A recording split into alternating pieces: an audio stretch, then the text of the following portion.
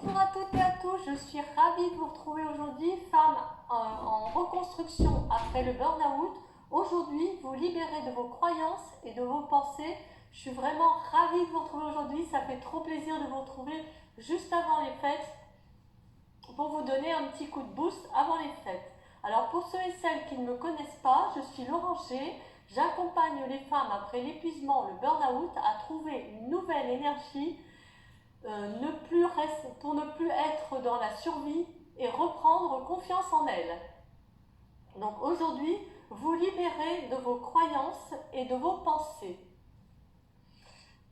Alors s'affirmer, ça ne s'impose pas évidemment, cela demande de l'entraînement et il est important de le pratiquer petit à petit avec de la répétition. Alors, des pensées et des croyances sous-jacentes peuvent vous bloquer. Alors vous pouvez vous dire, si je fais ceci, il ou elle va croire que je suis intéressée, que je suis feignante. Si je lui demande ceci, pardon, je recommence, je me suis emmêlée. Alors je suis ravie de vous retrouver tout de même maintenant, parce que ce matin j'ai eu un petit contretemps qui m'a montré à quel point notre corps est important, parce que j'ai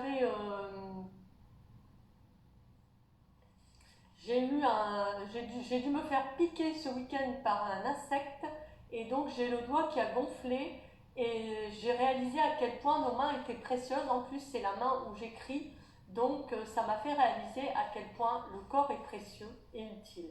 Donc j'étais en train de dire, si je lui demande ceci, il va croire que je suis intéressée, il ou elle va croire que je suis intéressée, que je suis feignante parce que je lui demande et il va pouvoir penser que je ne veux pas le faire, que je lui demande de le faire à ma place, que je n'en ai pas les compétences, ou si je lui dis non, il ou elle ne m'estimera plus, il ou elle ne me confiera plus ça.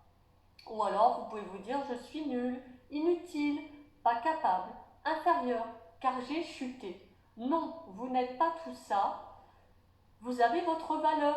Vous allez reprendre petit à petit des forces et pouvoir refaire des choses, les choses que vous faisiez, ou d'autres choses. Vous allez retrouver votre confiance. Vous n'êtes pas inférieur d'avoir chuté suite à une grande volonté d'avoir voulu bien faire pour tous. Vous n'êtes pas inutile, vous allez retrouver de nouveau des projets personnels et ou peut-être professionnels. Vous allez vous réimpliquer dans des choses au fur et à mesure, dans des projets. Alors comment prendre des risques? Le risque de dire non si vous croyez que cela va vous mettre par exemple à distance de vos collègues, de votre entourage, cela vous donnera l'image d'une incompétence, ou cela va vous remettre en question, vous, ou votre poste, ou votre futur poste. Peut-être vous vous dites, si je fais ceci ou cela, j'ai peur d'eux. Alors par exemple, peur de perdre l'estime de mes collègues, de perdre du contenu de mes missions, de perdre sa confiance, notre relation, de donner l'image de quelqu'un de mal organisé ou d'incompétent, d'être jugée comme profiteuse du système, de décevoir ma hiérarchie ou quelqu'un dans votre entourage, de ne pas y arriver, d'être ridicule. Avez-vous parfois ces peurs? Ou de quoi avez-vous peur? Avez-vous peur de perdre l'estime de quelqu'un, de perdre de votre mission dans votre vie privée ou personnelle, de perdre votre confiance? Vous pouvez me mettre en commentaire si ça vous tente.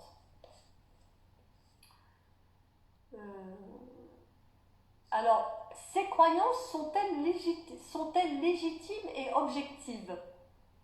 Peut-être pas toujours. Donc posez-vous cette question.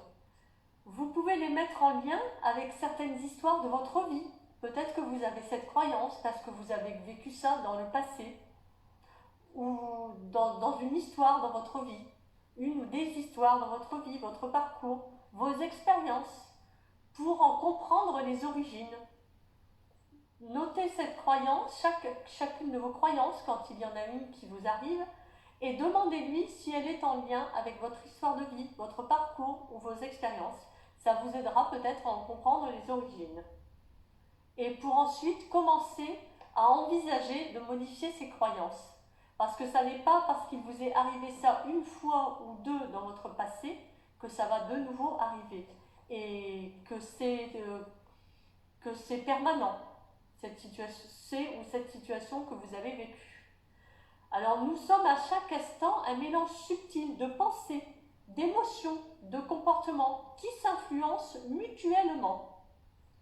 Si vous modifiez cette pensée, cette émotion va évoluer. Merci pour la personne qui vient me mettre un like. Si vous avez envie, vous pouvez me mettre un petit coucou. Comment allez-vous? Alors voilà, vous changez cette pensée, l'émotion va évoluer. Ou cela peut avoir des répercussions sur votre comportement. Ou quand un comportement change, cela peut changer votre discours intérieur. Parce que si vous trouvez un comportement plus positif, plus fluide, peut-être vos pensées, votre discours intérieur sera plus fluide, plus doux. Et cela influencera vos émotions et votre comportement. Parce que si vous avez des pensées plus douces, plus fluides, vous aurez certainement une émotion plus douce et un comportement plus allégé. Alors modifier le discours intérieur et donc chercher derrière des pensées alternatives. Par exemple, c'est-à-dire que votre cerveau met toujours sous les projecteurs ce qui est négatif, ce qu'il y a de plus mauvais dans les situations. C'est-à-dire que c'est notre cerveau reptilien, le cerveau que nous avions lorsque nous vivions dans la nature, enfin lorsque nos ancêtres vivaient dans la nature avec des dangers, ce cerveau reptilien protégeait des dangers. Maintenant, ça a été transformé en danger dans nos situations de vie actuelles, car nous ne sommes pas aussi souvent en grand danger, sauf si nous sommes dans une forêt, dans une jungle, dans un endroit où il y a des animaux sauvages en liberté. Ah, salut Steph, merci du like, j'espère que tu vas bien. Donc, dire les choses, alors nous avons transposé sur des choses dans notre vie. Coucou, comment vas-tu? Nous avons donc transposé ce cerveau reptilien dans des situations de notre vie actuelle, dans ce monde effréné.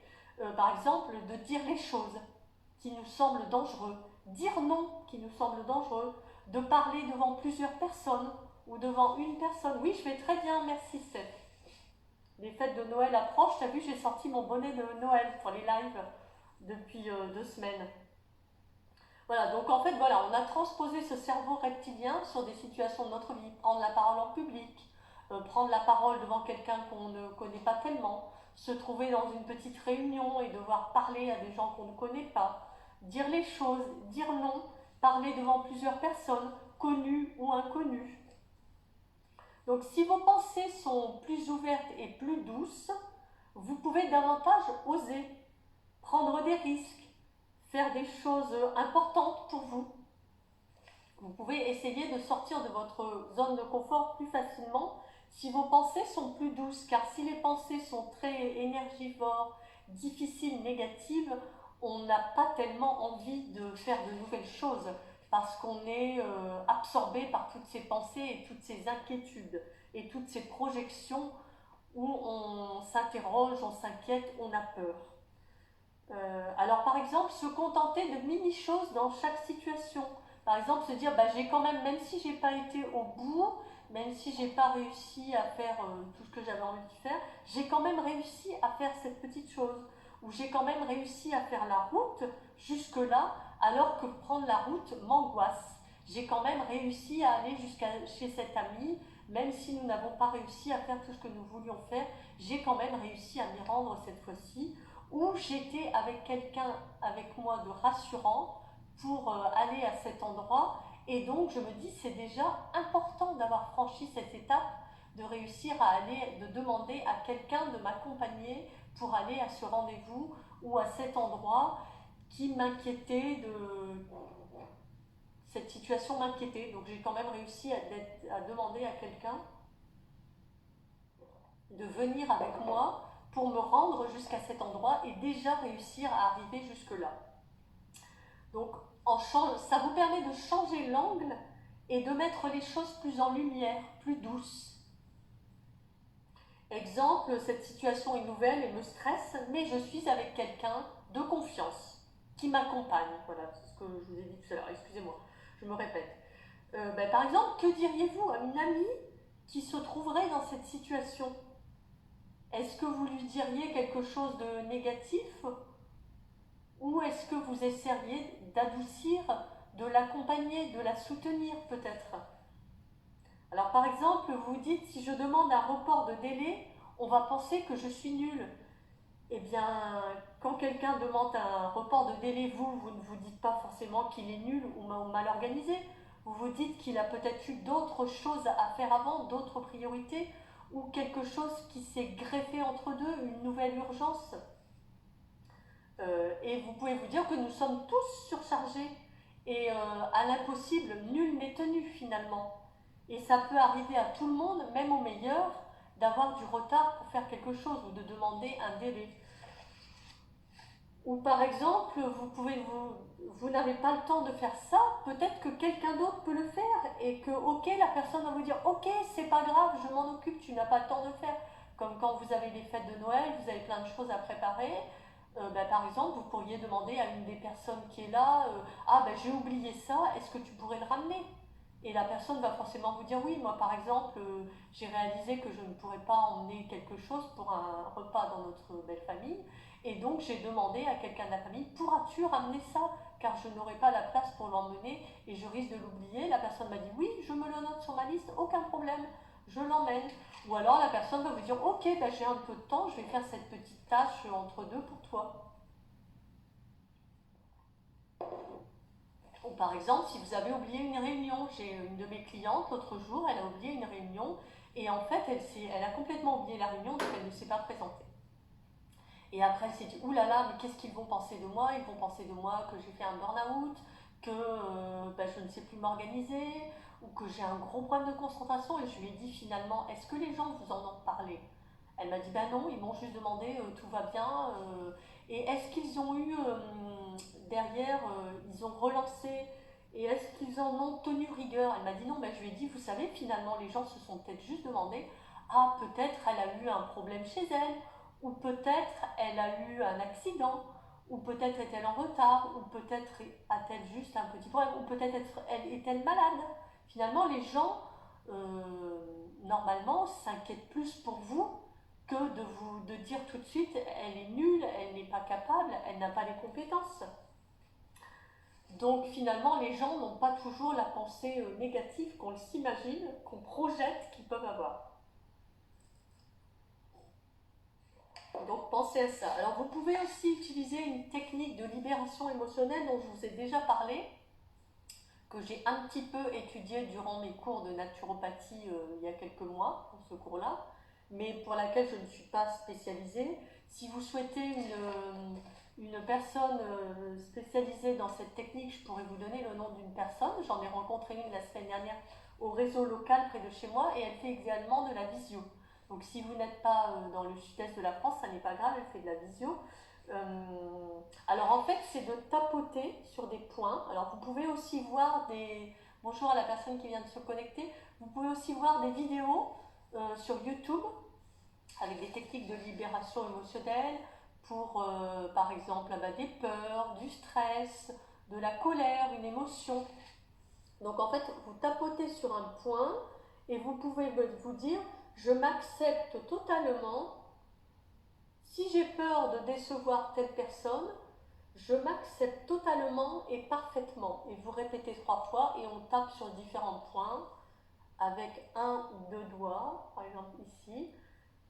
Si j'ai peur de décevoir ma mère, par exemple, je ne sais pas, je m'accepte profondément et totalement. Je m'accepte parfaitement et totalement. Bonjour Gwenola, je parlais de la technique d'EFT, de libération émotionnelle, que si vous vous dites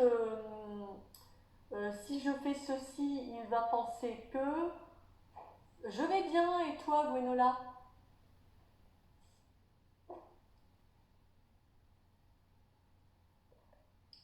Voilà. Ou également, je dis donc cette technique de libération émotionnelle, ce que je disais, si vous avez besoin, je peux vous donner une praticienne qui est le nom d'une praticienne qui le fait, ou vous pouvez regarder sur YouTube des vidéos. Vous mettez EFT colère. Ah, ça va un peu mieux. Ouf, si tu as pu passer les crises d'angoisse, ça me fait vraiment plaisir parce que c'est dur à vivre, toutes ces crises d'angoisse que tu vis, qui sont peut-être liées aussi à la pleine lune, pour ce que tu m'avais déjà dit. Et en fait, l'EFT permet de passer les croyances et ces pensées difficiles et ces émotions que vous pouvez vivre. Et donc tout à l'heure, je disais, mais tu pourras reprendre le live en replay si tu veux, Gwenola, parce que j'ai vu que tu n'avais pas pu arriver plus tôt. Parce qu'en fait, souvent, on se dit... En fait, c'est tapoter à des points en fait énergétiques. Tapoter, alors tu tapotes ici, tu tapotes sur le côté des yeux, tapoter ici, sous les yeux, sous le nez, sur le menton, tapoter sur les clavicules, on tapote sous la poitrine, sous le bras, sur la tête. En fait, c'est des points émotionnels, Stéphanie. Pourquoi tapoter sous le nez? C'est des points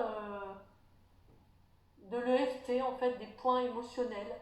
Et en fait, de tapoter, ça apaise au fur et à mesure, de tapoter sur tous ces points, sous le soutien-gorge, sous le bras, sur la tête. On peut tapoter aussi sur le côté de la main. Et en fait, tous ces points permettent de détendre, et je t'avoue que je l'ai fait. Et moi, j'ai trouvé que ça m'avait détendu. J'avais trouvé une EFT stress. Oui, ça doit avoir un impact sur le psychique, en fait. Et c'est des points énergétiques. Ah, la thérapeute ne t'avait pas convenu. Ben, j'en ai rencontré une récemment. Et sinon, le FT, ça t'avait fait du bien, Gwenola?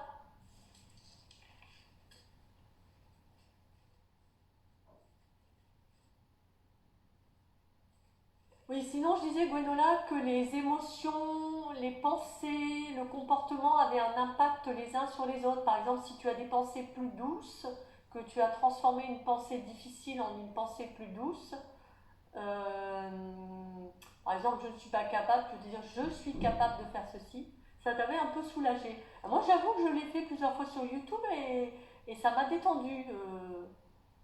Et ça t'avait un peu soulagé. Bah, je te redonnerai le nom de la nouvelle personne que j'ai rencontrée. C'est jeudi, je l'ai vu jeudi midi. Et elle m'a dit aussi qu'elle pouvait travailler sur des croyances aussi qu'on n'arrivait pas des fois à débloquer comme moi je les débloque en programmation neurolinguistique. Ou elle fait de l'hypnose aussi, donc soit en hypnose, soit en EFT, mais elle m'a dit qu'en EFT elle débloquait aussi des croyances. Que ça libère les croyances, les émotions, les peurs, le stress. Donc je te donnerai son nom. Donc je te dis voilà, si tu changes une pensée, par exemple tu te dis bah, je demande un délai, on va penser que je suis nulle. Ben non, les gens ne pensent pas forcément que tu es nul. Toi, si quelqu'un te demande de faire quelque chose un peu plus tard pour toi qui n'a pas une importance majeure, tu ne vas pas penser que la personne est forcément nulle ou incapable ou feignante. Donc essaie de te dire ce que toi tu penses. Si la personne, si c'était toi, comment dire ça, si cette personne était une amie, qu'est-ce que tu penserais? Elle demande un report de délai, de faire les choses plus tard, ou elle a oublié une réunion, qu'est-ce que tu penserais? Tu penserais peut-être avec un peu de positif. Oui, bah ça, les pensées positives, ce serait quelque chose qu'on pourrait travailler ensemble si tu prenais l'accompagnement, Gwenola. Parce que moi, j'ai vraiment une partie dans l'accompagnement qui est vraiment dans la transformation des pensées et de toutes ces choses qu'on se dit, des mots qu'on dit, à se répéter, à faire des exercices avec. Et ça, c'est vraiment quelque chose qu'il faut consolider. Parce qu'en fait, il ne faut pas laisser le cerveau attraper tout le négatif, parce que les pensées, il en passe des millions par jour. Ah bonjour Aurélie Lapin, j'espère que tu vas bien. Je vois que tu viens de te connecter. Les pensées, il nous en passe des millions par jour dans notre tête, et le cerveau attrape toujours ce qui est négatif en premier. Et donc, si vous vous laissez envahir par tout ce négatif, qui est le mécanisme du cerveau, de l'attraper en premier, on se laisse miner par tout ça, et après, ça entraîne d'autres choses. Ça, tu le sais, en boucle, bueno, là, ça t'entraîne des angoisses, de l'anxiété, du stress, pas oser sortir, pas oser parler à quelqu'un, pas oser faire quelque chose, pas oser prendre ta voiture pour aller quelque part, parce que tu te dis qu'est-ce qu'il va penser, qu'est-ce qu'il va dire, qu'est-ce qui va m'arriver. et donc en fait réussir à revenir à quelque chose de plus doux. Oui, je vais très bien, merci Aurélie Lapin. Oui, Aurélie Lapin me dit oui, ça va très bien, merci et toi. Donc oui, je vais très bien, je te remercie. On approche des vacances, dans 2 jours on part dans notre famille, donc ça va être avec un grand plaisir qu'on va les retrouver. On les a pas vus depuis plusieurs mois, donc ça va faire du bien de les retrouver au bout de plusieurs mois. Voilà, donc c'est ce que j'avais envie de vous partager aujourd'hui. Alors, je peux vous aider à libérer vos croyances et à les apaiser, vos croyances, vos pensées, vos émotions, durant les 4 mois d'accompagnement avec moi. Je vais vous mettre mon site internet en lien pour voir un peu mon accompagnement et le questionnaire de mon appel libération pour voir si vous avez envie de prendre un appel avec moi pour faire le point avec d'où vous en êtes, quels sont vos objectifs et voir si je suis la personne pour vous accompagner. Aurélie Lapin, moi aussi les vacances vendredi. Ah, c'est chouette, t'es combien de temps en vacances, Aurélie? Donc le prochain live sera le vendredi 7 janvier à 10 h. Donc on se laisse le temps des fêtes de se changer un peu les idées, de profiter de la famille ou de profiter juste de vos enfants et de votre compagnon. Une semaine, ah bah, chouette, une semaine, ça permet de décompresser un peu, de se poser. Profitez de vos familles, de vos conjoints. S'il fait beau, allez marcher un petit peu pour prendre l'air. Si vous êtes avec la famille et que des fois vous en avez un peu assez... Ah, merci pour les cœurs et les likes.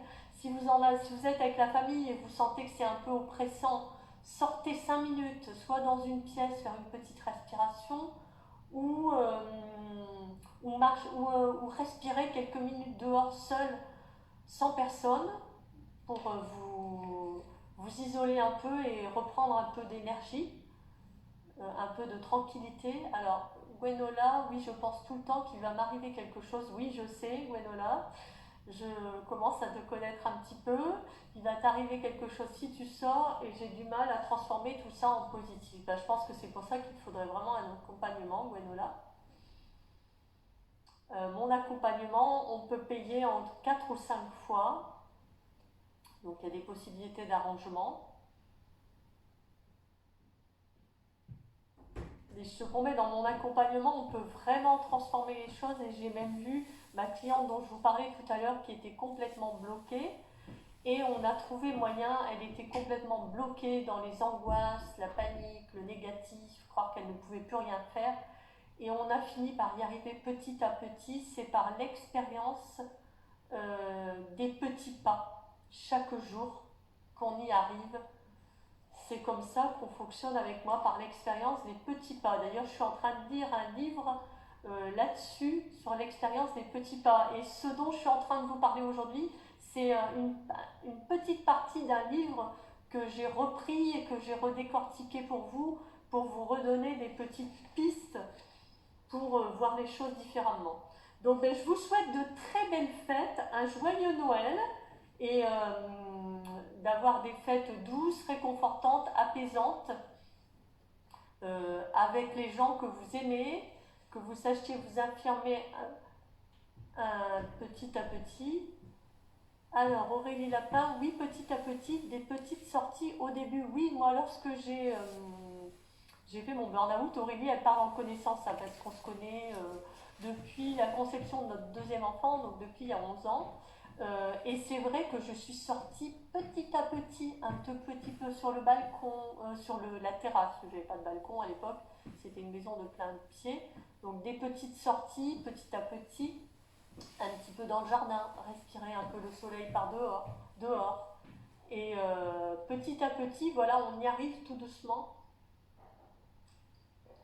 Alors, qu'est-ce qu'elles me disent ces dames? Stéphanie, passe de joyeuses fêtes toi également. Donc Stéphanie est mon amie du Québec avec laquelle j'avais fait le concours et avec lequel j'avais gagné la mini pochette en patchwork. Stéphanie est une artiste de patchwork. Elle monte des sacs en patchwork. Elle fait des... Alors au Québec on appelle ça les doudous. En fait ce sont des grandes couvertures réconfortantes qui se transforment en coussins pour certaines quand elles les replient. Et donc Stéphanie crée tout ça, des mini pochettes, en patchwork, avec de jolis petits décors dessus, des rubans qu'elle appelle de la passementerie, enfin elle vous en parlera davantage si vous avez envie.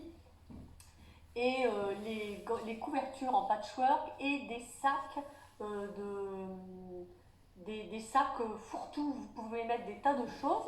Et donc Stéphanie me souhaite de belles fêtes, joie, abondance et plaisir et bisous. Merci beaucoup Stéphanie, je te souhaite également plein de joie, plein de réconfort, d'amour, de plaisir dans ces fêtes, avec ton fils notamment. Et Gwenola, bonne fête de fin d'année à toi aussi. Merci beaucoup Gwenola, je te souhaite de bonnes fêtes, douces, réconfortantes, avec ta famille, ton mari et tes enfants, et peut-être d'autres personnes de ta famille, et avec vos animaux aussi, si vous avez des animaux de compagnie. Stéphanie, je fais un gros bisou à Minette, le chat qui apparaît sur les lives. Je vous souhaite une belle journée, de belles fêtes, et mon prochain live vendredi 7 janvier à 10h. À bientôt mesdames, au revoir.